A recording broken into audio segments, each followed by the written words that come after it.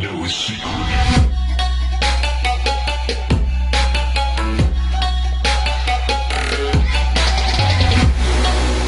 Takže čus a já vás tady vítám u takového informačky, říkejte si tomu jak chcete a dneska vám ukážu, jak se stáhnout tento fajn program, kde si můžete udělat Enchant All přes lehký program.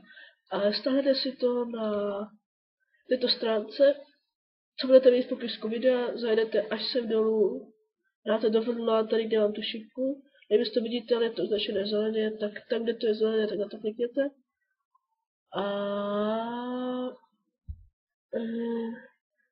stáhnete si to. Máte otevřený Minecraft, nebo nemusíte mít otevřený Minecraft, to je na vás. Máte tady enchantnutý třeba meč, mám enchantnutý sharpness 35, knockback 10. A já si to chci vylepšit, tak si dám alof, protože si to chci dovolit. Dám si maximální level. Tak, tady máte sharpness. A to mám další enchanty, co vám ukážu pak v Minecraftu. Dáte save. Tu uložíte na vaši mapu v Singlefireu. Já dám třeba Galaxy Moon. Otevřu Minecraft.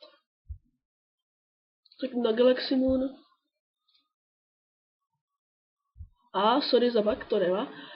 Teď se mi to otevře, si to chvilku načte. Tak. A mám tady věci, které jsem chtěl. Ostrost enchant level, já to mám v češtině, sharpness enchant level 32 769. A to musíte říct, že to je jako fakt dobrý toto. Víte to? Až tu mám sekírku a brnění, nerozbitnost a tak. Tak, tohle je asi všechno z toho, no a jasně neviditelný, tak to nevadí. Tohle je asi všechno z téhleté informačky, nebo tutoriálu, říkejte si tomu jak chcete. A já se s váma loučím. Sidrip, čus. Papraka.